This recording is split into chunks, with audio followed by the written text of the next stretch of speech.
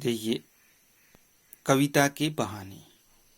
कविता एक उड़ान है चिड़िया के बहाने। कविता की उड़ान भला चिड़िया क्या जाने। बाहर भीतर इस घर उस घर, कविता के पंख लगा उड़ने के माने। चिड़िया क्या जाने।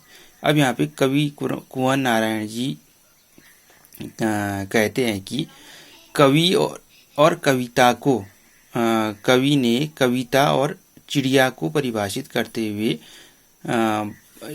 बच्चों की तुलना करते हुए उसमें अटूट विश्वास व्यक्त किया है। क्या कहते हैं, कविता एक उड़ान है चिड़िया के बहाने।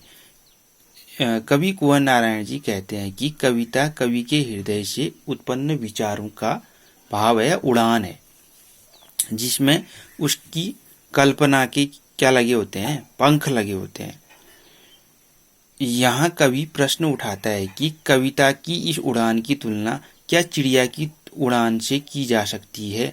उस प्रश्न का खुद ही समाधान करता हुआ कवि कहता है कि कविता की उड़ान चिड़िया की उड़ान में बहुत अंतर होता है। कविता की उड़ान और चिड़िया की उड़ान में बहुत बड़ा अंतर होता है, जिस कारण उसकी तुलना नहीं की जा सकती।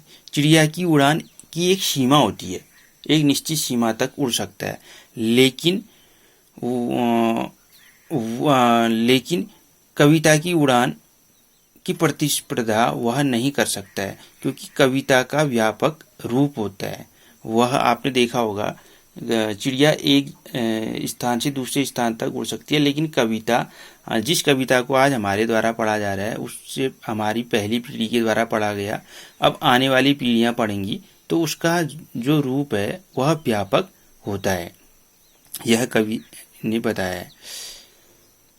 देखिए, अब यहाँ पे कवि कहते हैं बाहर भीतर इस घर उस घर। हाँ, कवि कहते हैं कि वह कभी घर के बाहर, कभी घर के भीतर अथवा एक दूसरे घर तक की उड़ान भरती है, लेकिन कविता की उड़ान जो है वह पीढ़ी दर पीढ़ी चलती रहती है। वह एक पीढ़ी के द्वारा पढ़ा गया और दूसरी पीढ़ी भी उसे पढ़ती है। कविता के पंख लगा उड़ने के माने, चिड़िया क्या जाने। अब यहाँ पे कवि कहते हैं कि उसकी उड़ान, किसकी उड़ान, कविता की उड़ान के विषय में तो चिड़िया सोच भी नहीं सकती है, क्योंकि वैसी उड़ान भरना उसके लिए बहुत दूर की बात है।